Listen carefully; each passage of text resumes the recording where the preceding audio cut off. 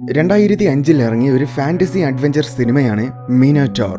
ഒരു കൂട്ടം പേര് ഒരു രാക്ഷസ ജീവിയുടെ കുഴിയിൽ അകപ്പെടുന്നതും അവര് അതിൽ നിന്നും രക്ഷപ്പെടാൻ ശ്രമിക്കുന്നതുമാണ് സിനിമയുടെ ഇതിവൃത്തം.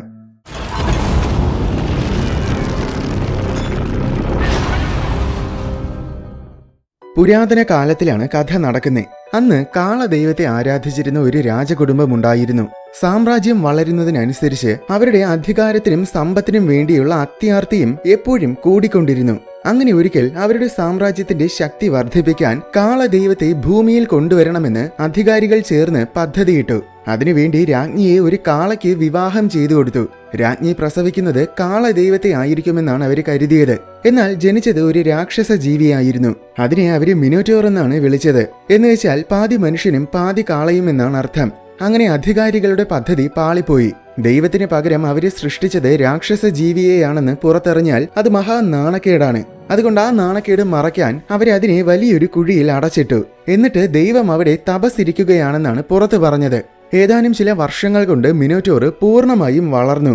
ഇപ്പോൾ അതിനെ തിന്നാൻ ഒരുപാട് മനുഷ്യരെ വേണം. അതിനുവേണ്ടി ഒരു കള്ളക്കഥയും കൂടെ അധികാരികൾ ഉണ്ടാക്കി. രാജ്ഞിയുടെ ആദ്യത്തെ മകനെ ഏതോ ഗ്രാമവാസികൾ കൊന്നുവെന്നായിരുന്നു കഥ. എന്നിട്ട് അതിനൊരു പണിഷ്മെന്റും പ്രഖ്യാപിച്ചു. ഓരോ വർഷവും ഓരോ ഗ്രാമത്തിൽ നിന്നും 8 പേരെ വീതം പിടിച്ചോണ്ടുപോയി മിനോറ്റോറിന് ബലി നൽകുന്നതാണ് പണിഷ്മെന്റ്. അപ്പോൾ മിനോറ്റോറിന് ആവശ്യമുള്ള ആഹാരം കിട്ടും. തീന എന്നൊരു ഗ്രാമത്തിലെ രംഗമാണ് അടുത്ത് കാണിക്കുന്നത്. ഇവിടെ ഇപ്പോൾ മഞ്ഞുകാലമാണ്. ഈ വർഷത്തെ ബലിക്കുള്ള സമയമായി. അതുകൊണ്ട് ഗ്രാമവാസികളെല്ലാം ഭയത്തിലാണ്. ഈ ഗ്രാമത്തിലെ ലീഡറിന്റെ മകൻ തിയോയാണ് സിനിമയിലെ പ്രധാന കഥാപാത്രം. അവനും അവന്റെ ബെസ്റ്റ് ഫ്രണ്ട് ഡാനുവും കൂടെ ആട് മേയ്ക്കുന്നതിനിടയിൽ കുഷ്ഠരോഗം പിടിച്ച ഒരു ദുർമന്ത്രവാദിനിയെ കണ്ടു.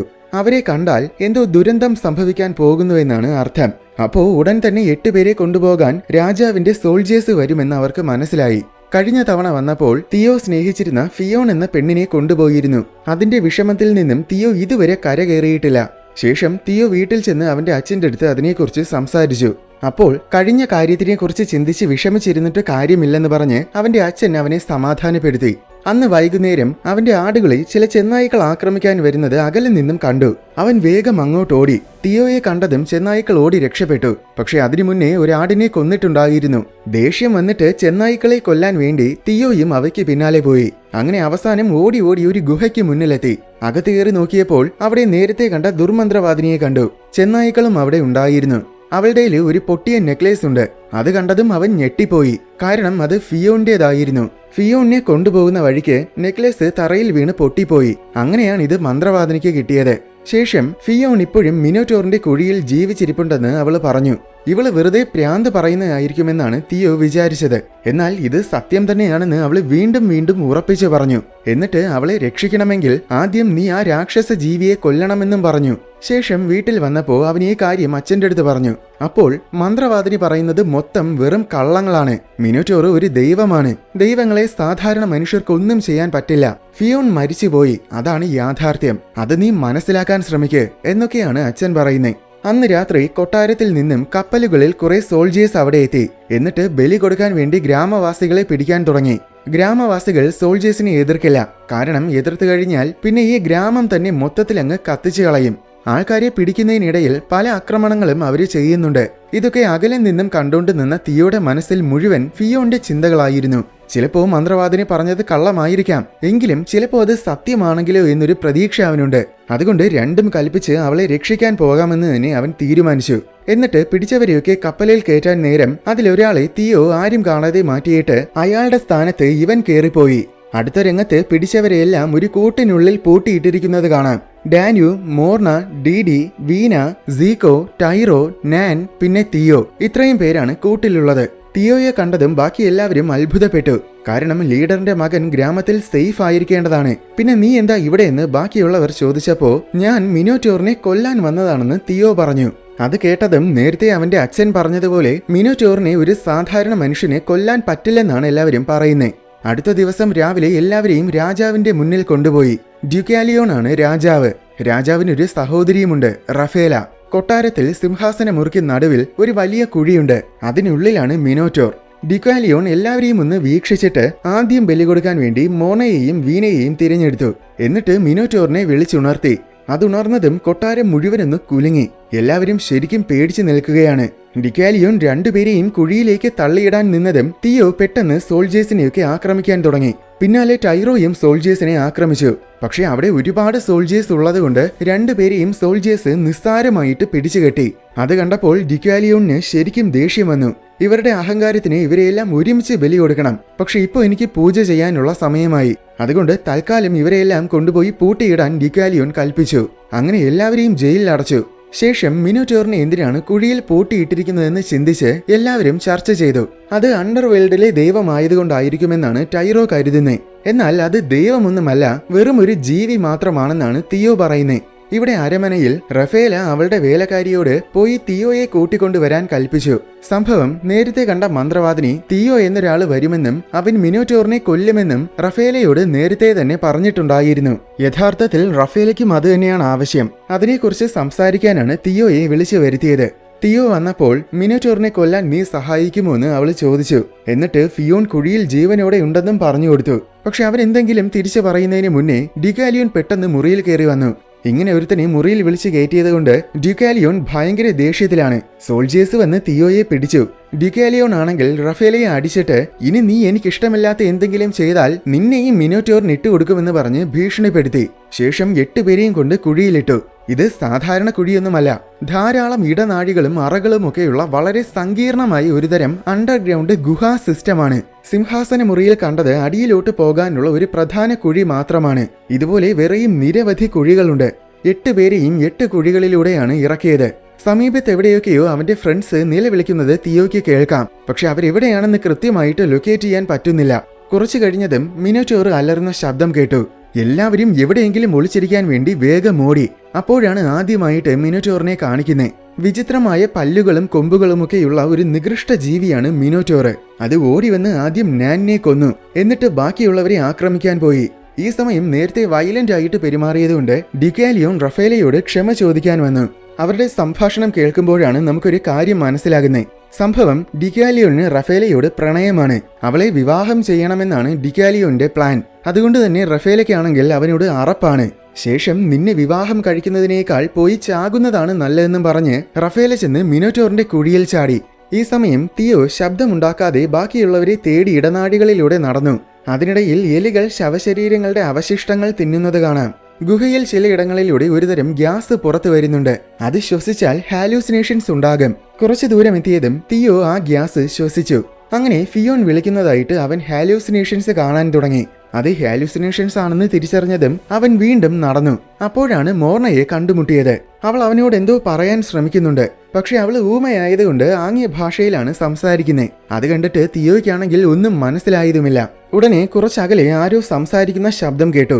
അങ്ങോട്ട് ചെന്ന് നോക്കിയപ്പോ അത് ഡാനുവും വീണയുമായിരുന്നു. ശേഷം 4 പേരും കൂടെ ഒരുമിച്ച് പുറത്തു കടക്കാനുള്ള വഴിയും തേടി നടന്നു. ഒരിടത്തെത്തിയപ്പോൾ നാനിന്റെ അവശിഷ്ടങ്ങൾ കണ്ട് അവര് ഷോക്കായി പോയി. ഡാനു ഉറക്കെ കരയാൻ തുടങ്ങി. അപ്പോൾ ടൈറയും സിഗോയും അവിടെ എത്തി. എന്നിട്ട് നിങ്ങളുടെ ശബ്ദം കേട്ടാൽ മിനോറ്റോർ വരും, അതുകൊണ്ട് എല്ലാവരും മിണ്ടാതിരിക്കാൻ പറഞ്ഞു. പറഞ്ഞു തീരുന്നതിന് മുന്നേ മിനോറ്റോർ ഇങ്ങോട്ട് നടന്നു വരുന്ന ശബ്ദം കേട്ടു. എന്നാ പിന്നെ നമുക്ക് ഈ രാക്ഷസ ജീവിയെ കൊല്ലാമെന്ന് ടൈറോയും തിയോയും കൂടെ പ്ലാൻ ഇട്ടു. അതിനുവേണ്ടി നമുക്കൊരു കെണി ഒരുക്കാമെന്ന് ടൈറോ പറഞ്ഞു. ഈ സമയം ഇവിടെ റഫേലയെ ഓർത്ത് ഡ്യുക്കാലിയോൻ കുഴിക്ക് മുന്നിൽ നിന്ന് കരയുകയായിരുന്നു. ശേഷം അവൻ കാളദൈവത്തിന്റെ പ്രതിമയ്ക്ക് മുന്നിൽ വന്നിട്ട് റഫേലയെ ഒന്നും ചെയ്യരുതെന്ന് കരഞ്ഞ് പ്രാർത്ഥിക്കാൻ തുടങ്ങി. ഇവിടെ ഗുഹയിൽ തിയോ മിനോറ്റോർ വരുന്ന വഴിയിൽ കയറി കിടന്നു. ബാക്കി എല്ലാവരും ഒളിച്ചിരിക്കുകയായിരുന്നു. മിനോറ്റോർ തിയോയെ ആക്രമിക്കാൻ വരുമ്പോൾ എല്ലാവരും പെട്ടെന്ന് ചാടി വീണ് അതിനെ എല്ലാ വശത്തു നിന്നും ആക്രമിക്കണം. ഇതായിരുന്നു അവരുടെ പ്ലാൻ. പക്ഷെ നോക്കിയപ്പോൾ മിനോറ്റോറിന് പകരം വന്നത് റഫേലയാണ്. അവളെ കണ്ടതും എല്ലാവർക്കും ദേഷ്യം വന്നു. പക്ഷേ ഞാൻ നിങ്ങളുടെ വശത്താണെന്നും മിനോറ്റോറിനെ കൊല്ലുന്നതാണ് എന്റെയും ലക്ഷ്യമെന്നും ഞാൻ നിങ്ങളെ സഹായിക്കാനാണ് വന്നതെന്നും റഫേല പറഞ്ഞു. എന്നാൽ ആരും അവളെ വിശ്വസിച്ചില്ല. അപ്പോൾ എനിക്ക് ഈ ഗുഹയിൽ നിന്നും പുറത്തു കടക്കാനുള്ള ഒരു സീക്രട്ട് വാതിൽ അറിയാം. എന്റെ വേലക്കാരി വന്ന ആ വാതിൽ തുറന്നു തരും. എന്റെ കൂടെ വന്നാൽ നമുക്ക് ഇവിടുന്ന് രക്ഷപ്പെടാമെന്നും റഫേല പറഞ്ഞു. എന്നിട്ടും ആരും അവളെ വിശ്വസിച്ചില്ല. ഇവള് നമ്മളെ ട്രാപ്പ് ചെയ്യാൻ ശ്രമിക്കുകയാണെന്നാണ് ബാക്കിയുള്ളവര് കരുതുന്നത്. പക്ഷേ തിയോയ്ക്ക് അവളെ വിശ്വാസമാണ്. അവളെ ഫോളോ ചെയ്യാൻ തന്നെ തിയോ തീരുമാനിച്ചു. തിയോയെ വിശ്വാസമായതുകൊണ്ട് ബാക്കിയുള്ളവരും അങ്ങനെ തന്നെ തീരുമാനിച്ചു. എന്നാൽ റഫേല ഒരു ദുർമന്ത്രവാദിനിയാണെന്നും തിയോയെ അവള് മൈൻഡ് കൺട്രോൾ ചെയ്യുകയാണെന്നുമാണ് വീണ പറയുന്നത്. ഇതുപോലത്തെ എല്ലാ ഗ്രൂപ്പിലും വട്ടുപിടിച്ച ഒരെണ്ണം ഉണ്ടായിരിക്കുമല്ലോ. ഇതിൽ വീണയാണ് ആ വട്ടുപിടിച്ച സാധനം. അവള് എല്ലാവരെയും തെറി പറയാനും കിടന്നലറാനും തുടങ്ങി. ശബ്ദം കേട്ടാൽ മിനോറ്റോർ വരും, അതുകൊണ്ട് അവളുടെ അടുത്ത് മിണ്ടാതിരിക്കാൻ ബാക്കിയുള്ളവർ പറയുന്നുണ്ട്. പക്ഷെ അതൊന്നും വകവയ്ക്കാതെ അവൾ വീണ്ടും കിടന്ന് ചാടി. എന്നാൽ അധികം ചാടുന്നതിന് മുന്നേ പെട്ടെന്ന് മിനോറ്റോർ വന്ന് അവളെ ഒറ്റ സെക്കൻഡ് കൊണ്ട് കൊന്നുകളഞ്ഞു. ബാക്കിയുള്ളവരെല്ലാം അത് കണ്ട് ഭയന്ന് വിറച്ചു. മിനോറ്റോർ വീണയെ തിന്നാൻ തുടങ്ങിയ തക്കത്തിൽ ബാക്കി എല്ലാവരും വേഗം അവിടെ ഓടി രക്ഷപ്പെട്ടു. കുറെ ദൂരം ഓടിയപ്പോൾ ഇടയ്ക്ക് ഡീഡിയെ കണ്ടുമുട്ടി. അവള് ബോധം കെട്ട് കിടക്കുകയാണ്. റഫേല അവളുടെ ഉണ്ടായിരുന്ന എന്തോ ഒന്ന് ഡീഡിക്ക് കഴിക്കാൻ കൊടുത്തതും ഉടനെ ഡീഡി ഉണർന്നു. ഇവിടെ മറുവശത്തിൽ വേലക്കാരി വാതിൽ തുറക്കാൻ നിൽക്കുകയായിരുന്നു. എന്നാൽ അപ്പോഴാണ് അവിടെ ഡ്യൂക്കാലിയോൺ വന്നത്. റഫേല ജീവനോടെ ഉണ്ടെന്ന കാര്യം അവൻ അറിയില്ല. ഇവള് ബലി കൊടുത്തവരെ രക്ഷിക്കാൻ ശ്രമിക്കുകയാണെന്ന് കരുതി അവൾ എന്തെങ്കിലും പറയുന്നതിന് മുന്നേ അവിടെ വെച്ച് തന്നെ അവൻ അവളെ കൊന്നുകളഞ്ഞു. കുറച്ചു കഴിഞ്ഞതും റഫേല ബാക്കിയുള്ളവരെയും കൊണ്ട് വാതിലുള്ള അറയിലെത്തി. ഈ അറയിലാണ് മിനോറ്റോർ വിശ്രമിക്കുന്നത്. റഫേല ചെന്ന് വാതിലിൽ മുട്ടി. പക്ഷേ വാതില് തുറക്കുന്നില്ല. അപ്പോൾ നീ നമ്മളെ ഇവിടെ ട്രാപ്പ് ചെയ്യാൻ കൊണ്ടുവന്നല്ലേ എന്ന് പറഞ്ഞ് എല്ലാവരും റഫേലയുടെ അടുത്ത് ദേഷ്യപ്പെട്ടു. എന്നിട്ട് വാതിലെ തള്ളി തുറക്കാനും നോക്കി. പക്ഷെ എത്ര ശ്രമിച്ചിട്ടും വാതിലെ തുറക്കാൻ പറ്റുന്നില്ല. അവര് വാതില് തുറക്കാൻ ശ്രമിക്കുന്ന ശബ്ദം കേട്ട് അവിടെ മിനോറ്റോർ വരികയും ചെയ്തു. ഓടി വരുന്ന വഴിക്ക് തന്നെ അത് സിക്കോയെ കൊമ്പുകൊണ്ട് കുത്തി കൊന്നുകളഞ്ഞു. അത് കണ്ട് എല്ലാവരും അവിടുന്ന് ഓടി രക്ഷപ്പെട്ടു. തിയോയും ഡാനുവും മോർണയും ഒരു വഴിക്കോടി. ടൈറയും ഡീഡിയും മറ്റൊരു വഴിയിലൂടെ പോയി. റഫേലയാണെങ്കിൽ ഒറ്റപ്പെടുകയും ചെയ്തു. കുറച്ചു കഴിഞ്ഞപ്പോൾ തിയോയും കൂട്ടരും ട്യൂറാഗ് എന്നൊരു മനുഷ്യനെ കണ്ടു. ഇവനെയും പണ്ട് ബലി കൊടുത്തതാണ്. എന്നാൽ ഒളിച്ചും പതുങ്ങിയും ഇവൻ ഈ ഗുഹയിൽ വർഷങ്ങളായിട്ട് അതിജീവിക്കുകയാണ്. എലികളെയും അതുപോലത്തെ മറ്റ് ജീവികളെയും ഒക്കെ പിടിച്ചു തിന്നാണ് ഇവൻ ഇത്രയും കാലം ജീവിച്ചിരുന്നത്. അവന്റെ മാനസിക നില തകർന്നതുപോലെയാണ് അവന്റെ പെരുമാറ്റം. ഗുഹയിൽ പലയിടങ്ങളിലായിട്ട് ചെറിയ ചെറിയ അറകളുണ്ട്. ഈ അറകളിലാണ് ഇവൻ ജീവിക്കുന്നത്. ഇവൻ ഈ ഗുഹാ സിസ്റ്റത്തിന്റെ ഒരു മാപ്പും തയ്യാറാക്കിയിട്ടുണ്ട്. അപ്പോൾ ഇവൻ ഈ ഗുഹയെക്കുറിച്ച് നന്നായിട്ട് അറിയാമെന്ന് തിയോയ്ക്ക് മനസ്സിലായി. അങ്ങനെയെങ്കിൽ ഇവന് ഫിയോണിനെ കുറിച്ചും അറിയാമായിരിക്കും. അതുകൊണ്ട് ഫിയോൺ എവിടെയാണെന്ന് അവൻ ട്യൂറാഗിനോട് ചോദിച്ചു. പക്ഷെ ഫിയോണിന്റെ പേര് കേട്ടതും അവനൊന്നും മിണ്ടിയില്ല. അപ്പോ തിയോയ്ക്ക് ആകെ ദേഷ്യം വന്നു. അവൾ എവിടെയാണെന്ന് ചോദിച്ച് അവൻ ട്യൂറാഗിനോട് ശബ്ദമുയർത്തി സംസാരിച്ചു. ആ ശബ്ദം കേട്ട് സെക്കൻഡുകൾക്കുള്ളിൽ അവിടെ മിനോറ്റോർ എത്തി. ആ സമയത്തിലാണ് ഇവിടെ ഡ്യൂക്കാലിയോൺ ഒരുപക്ഷെ റഫേലെ ജീവിച്ചിരിപ്പുണ്ടെങ്കിലോ എന്ന് കരുതി ഒന്ന് ചെന്ന് നോക്കാൻ വേണ്ടി വാതില് തുറന്ന് ഗുഹയിൽ കയറിയത്. ഗുഹയിൽ കയറി റഫേലെ ഉറക്കെ വിളിച്ചു. ആ ശബ്ദം കേട്ടതും പെട്ടെന്ന് മിനോറ്റോർ അങ്ങോട്ട് പോയി. മിനോറ്റോറിനെ കണ്ടതും കൂടെ ഉണ്ടായിരുന്ന സോൾജിയറിനെ പിടിച്ച് അതിന്റെ മുന്നിലിട്ട് കൊടുത്തിട്ട് ഡ്യൂക്കാലിയോൺ തിരിച്ച് പുറത്തിറങ്ങി വാതിലങ്ങ് അടച്ചു. ഇവിടെ ട്യൂറാഗ് കൊടുത്ത മാപ്പ് വെച്ച് തിയോ ഒറ്റയ്ക്ക് ഫിയോണിനെ അന്വേഷിച്ച് നടക്കുകയാണ്. ഈ സമയം ടൈറോയും ഡീഡിയും കൂടെ ചുമരിലൂടെ വലിഞ്ഞു കയറി കുഴിയിൽ നിന്ന് പുറത്തു കടക്കാൻ ശ്രമിക്കുകയായിരുന്നു. ആദ്യം ടൈറോ മുകളിൽ കയറി ഒരു കമ്പിയിൽ പിടിച്ച് തൂങ്ങി നിന്നു. എന്നിട്ട് ഡീഡിയോട് വേഗം കയറി വരാൻ പറഞ്ഞു. പക്ഷെ അവള് കയറി പകുതി വഴി എത്തിയതും താഴെ മിനോറ്റോർ വരുന്ന ശബ്ദം കേട്ടു. അങ്ങനെ ശ്രദ്ധ ഒന്ന് തെറ്റിയതും അവളുടെ കൈ തന്നെ നേരെ താഴെ ചെന്ന് വീണു. സെക്കൻഡുകൾക്കുള്ളിൽ മിനോറ്റോർ അവളെ കൊന്നു തിന്നുകയും ചെയ്തു. ഇവിടെ തിയോ അവസാനം ഫിയോണിനെ കണ്ടെത്തി. അവളെ കണ്ടതും അവന് പറഞ്ഞറിയിക്കാൻ പറ്റാത്ത അത്ര സന്തോഷം തോന്നി. അവൻ ഓടിച്ചെന്ന് അവളെ കെട്ടിപ്പിടിച്ചു. എന്നാൽ പിന്നെ നോക്കിയപ്പോൾ അത് ഫിയോണിന്റെ വെറും അസ്ഥികൂടം മാത്രമായിരുന്നു. അവള് ജീവനോടെയുണ്ടെന്ന് അവൻ ഹാലൂസിനേറ്റ് ചെയ്തതാണ്. അത് കണ്ട് അവൻ ആകെ തകർന്നുപോയി. അവസാനം ഫിയോൺ മരിച്ചുവെന്നും ഇനി താൻ അവളെ ഒരിക്കലും കാണില്ലെന്നും തിയോ സ്വയം അംഗീകരിച്ചു. ഈ സമയം ഡാനുവും മോർണയും കൂടെ തിയോയെ തേടി നടക്കുകയായിരുന്നു. ഡാനു തിയോയെ ഉറക്കെ വിളിച്ചതും അവിടെ മിനോറ്റോർ എത്തി. ഇത്രയും നേരമായിട്ടും ശബ്ദമുണ്ടാക്കരുതെന്ന് ഈ പൊട്ടന് മനസ്സിലായിട്ടില്ല. അങ്ങനെ ആ പൊട്ടനെ മിനോറ്റോർ വന്ന് ആക്രമിച്ചു. അതിനിടയിൽ മോർണ അവിടുന്ന് ഓടി രക്ഷപ്പെട്ടു. അവൻ അലറി വിളിക്കുന്ന ശബ്ദം കേട്ട് തിയോ അവിടെ ഓടിയെത്തി. പക്ഷെ അപ്പോഴേക്കും അവനെ മിനോറ്റോർ കൊന്നു കഴിഞ്ഞിരുന്നു. കൂട്ടുകാരനെ രക്ഷിക്കാൻ പറ്റാത്ത വിഷമത്തിൽ തിയോയ്ക്ക് സങ്കടവും ദേഷ്യവും ഒക്കെ തോന്നി. അവന്റെ നേരത്തെ മന്ത്രവാദിനി കൊടുത്ത നെക്ലേസ് ഉണ്ടായിരുന്നു. അത് ഇരുമ്പിന്റെ നെക്ലേസ് ആണ്. ദേഷ്യത്തിൽ അവനത് വലിച്ചെറിഞ്ഞതും അത് ചുമരിൽ തട്ടി തീപ്പൊരി ഉണ്ടാവുകയും അവിടെ ചെറുതായിട്ട് തീ കത്തിപ്പിടിക്കുകയും ചെയ്തു. അത് കണ്ട് അവൻ അത്ഭുതപ്പെട്ടു. കുറച്ചു കഴിഞ്ഞ് അവൻ ഒരിടത്ത് വിഷമിച്ചിരിക്കുന്ന സമയം അതുവഴി റഫേല വന്നു. വിഷമിച്ചിരിക്കുന്ന തിയോയെ കണ്ട് അവസാനം അവള് മോൺസ്റ്ററിന്റെ പിന്നിലെ സത്യങ്ങളൊക്കെ അവന് പറഞ്ഞുകൊടുത്തു. അതിനു പുറമെ മറ്റൊരു കാര്യവും കൂടെ പറഞ്ഞു. പണ്ട് രാജ്ഞിയുടെ ആദ്യത്തെ മകനെ, അതായത് റഫേലയുടെ മൂത്ത സഹോദരനെ കൊന്നുകളഞ്ഞത് യഥാർത്ഥത്തിൽ മിനോറ്റോർ ആയിരുന്നു. ഇത്രയും കാലം ചെയ്യാത്ത കുറ്റത്തിനാണ് ഗ്രാമവാസികളെയൊക്കെ ബലി കൊടുത്തുകൊണ്ടിരുന്നത്. തിയോയെ പോലെ സ്നേഹിച്ച പെണ്ണിനു വേണ്ടി പ്രതികാരദാഹവുമായിട്ട് വരുന്ന ഒരാൾക്ക് മാത്രമേ മിനോറ്റോറിനെ കൊല്ലാൻ കഴിയൂവെന്നാണ് വിശ്വാസം. അങ്ങനെ തിയോയെ ഇവിടെ എത്തിക്കാൻ വേണ്ടി ഫിയോൺ ജീവനോടെ ഉണ്ടെന്ന് മന്ത്രവാദിനിയും ഇവളും ശരിക്കും കള്ളം പറഞ്ഞതാണ്. അങ്ങനെ സത്യങ്ങളെല്ലാം അറിഞ്ഞപ്പോൾ ഇത്രയും പ്രശ്നങ്ങൾ ഉണ്ടാക്കിയ ആ രാക്ഷസ ജീവിയെ എങ്ങനെയെങ്കിലും കൊന്നേ പറ്റുമെന്നായി തിയോയ്ക്ക്. ശേഷം നേരത്തെ തീ കത്തിയ പ്രതിഭാസത്തിനെ കുറിച്ച് അവൻ അവളോട് ചോദിച്ചു. അപ്പോൾ അവൾ അതിനെക്കുറിച്ച് പറഞ്ഞു കൊടുത്തു. സംഭവം ഈ ഗുഹയുടെ അടിയിൽ നിന്നുമാണ് ആ ഗ്യാസ് വരുന്നേ. അത് മീഥെയ്ൻ പോലെ എളുപ്പത്തിൽ തീ കത്തിപ്പിടിക്കുന്ന ഒരുതരം വാതകമാണ്. ഈ വാതകം ഉപയോഗിച്ചാണ് കൊട്ടാരത്തിൽ വിളക്കുകളൊക്കെ കത്തിക്കുന്നത്. ചെറിയൊരു തീപ്പൊരി ഉണ്ടായാൽ തന്നെ അത് വലിയൊരു തീ ഉണ്ടാക്കും. അതിനു പുറമെ ഈ വാതകം ഹാലൂസിനേഷൻസ് ഉണ്ടാക്കുകയും ചെയ്യും. അത് നേരത്തെ തിയോ നേരിട്ട് അനുഭവിച്ചതുമാണ്. ഇതറിഞ്ഞപ്പോ തിയോയ്ക്കൊരു ഐഡിയ തോന്നി. എന്നാൽ അവര് സംസാരിക്കുന്നതിനിടയിൽ പെട്ടെന്ന് അവിടെ മിനോറ്റോർ വന്നു. പക്ഷെ അത് ആക്രമിക്കുന്നതിന് മുന്നേ അവിടെ ടൈറോയും എത്തി. നേരത്തെ ഡീഡിയെ കൊന്നതിന്റെ ദേഷ്യത്തിൽ അവൻ മിനോറ്റോറിനെ കൊല്ലാൻ വന്നതാണ്. അങ്ങനെ അവൻ മിനോറ്റോറിനെ ആക്രമിക്കുന്ന സമയം തിയോ റഫേലയും കൊണ്ട് അവിടുന്ന് ഓടി. ഓടുന്ന വഴിക്ക് ചെറിയൊരു കുളം കണ്ടതും അവളുടെ അടുത്ത് അതിനടിയിൽ ഒളിച്ചിരിക്കാൻ പറഞ്ഞിട്ട് അവൻ തിരിച്ച് ടൈറോയെ സഹായിക്കാൻ പോയി. എന്നാൽ അവൻ തിരിച്ചെത്തിയപ്പോഴേക്കും മിനോറ്റോർ ടൈറോയെയും കൊന്നിട്ടുണ്ടായിരുന്നു. എന്നിരുന്നാലും അവൻ അതിനെ ഒറ്റയ്ക്ക് തന്നെ നേരിടാൻ തീരുമാനിച്ചു. എന്നിട്ട് ശബ്ദമുണ്ടാക്കി അതിന്റെ ശ്രദ്ധ പിടിച്ചുപറ്റി. അത് അവനെ ആക്രമിക്കാൻ വേണ്ടി വളരെ വേഗം ഓടി വന്നു. അവസാനം അടുത്തെത്താറായതും അവൻ പെട്ടെന്ന് മാറിക്കളഞ്ഞു. അങ്ങനെ അത് ചെന്ന് ചുമരിലിടിച്ചു. ഇടിയുടെ ആഘാതത്തിൽ അതിന്റെ ഒരു കൊമ്പ് ഒടിഞ്ഞുപോയി. ഒരുപാട് പരിക്കുകളും പറ്റിയിട്ടുണ്ട്. പക്ഷെ അതൊന്നും മിനോറ്റോറിനൊരു പ്രശ്നമായിരുന്നില്ല. അത് വീണ്ടും അവനെ തുരത്തി.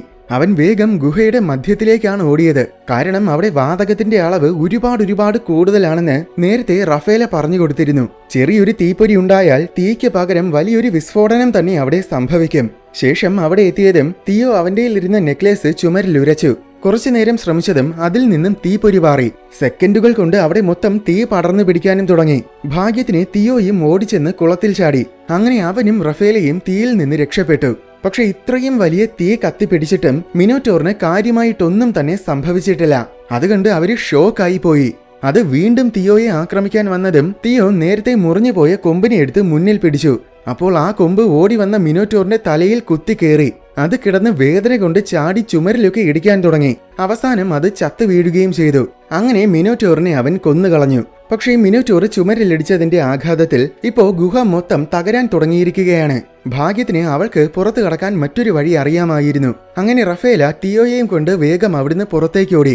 പോകുന്ന വഴിക്ക് അവര് ടുറാഗിനെയും മോർണയെയും കണ്ടു. തീയിൽ നിന്നും രക്ഷപ്പെടാൻ അവര് ഒരു അറയിൽ കയറി ഒളിച്ചിരിക്കുകയായിരുന്നു. 4 പേരും കൂടെ കുറെ നേരം നടന്ന ശേഷം അവസാനം അവര് ഗുഹയിൽ നിന്ന് പുറത്തു കടക്കാനുള്ള വഴി കണ്ടെത്തി. അങ്ങനെ അവര് പുറത്തു വന്ന് നോക്കിയപ്പോൾ കൊട്ടാരമൊക്കെ കുറെ തകർന്നു കിടക്കുകയായിരുന്നു.